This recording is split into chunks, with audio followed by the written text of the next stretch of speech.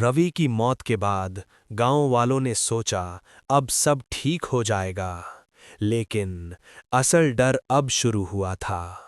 एक रात गांव का एक आदमी गहरी नींद में सो रहा था। तभी उसे अपने कान के पास ठंडी सांस महसूस हुई। उसने आंखें खोलीं, लेकिन वहां कोई नहीं था, सिर्फ सन्नाटा। अगली सुबह उसके तकिए पर खून के निशान थे और उसका शरीर पहले से ज्यादा कमजोर। धीरे धीरे गांव में और भी लोग बीमार पड़ने लगे। हर किसी के कान के पास वही छोटे छोटे निशान और हर किसी को एक ही आवाज सुनाई देती थी, मैं यहीं हूं।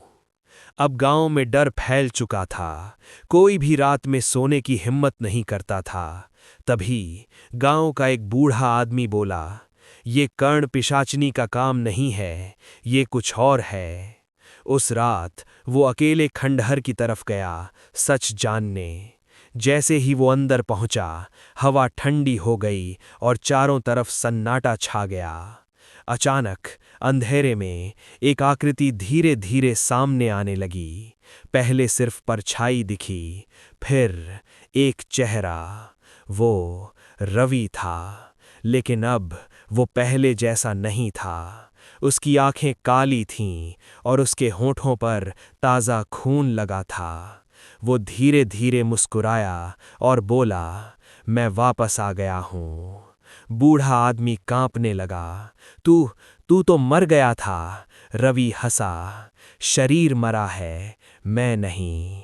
तभी रवि के पीछे कर्ण पिशाचिनी प्रकट हुई।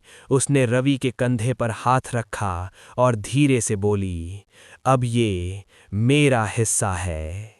बूढ़ा आदमी भागने लगा, लेकिन अचानक अंधेरा उसके चारों तरफ फैल गया और उसकी चीख रात में गूंज गई। अगली सुबह गांव वालों को उसकी लाश मिली। अब गांव में दो चीजें थीं, एक कर्ण पिशाचिनी और दूसरा रवि, जो अब इंसानों के बीच छिपकर हर रात किसी का खून पी रहा था। और सबसे डरावनी बात, कोई नहीं जानता कि अगला शिकार कौन होगा।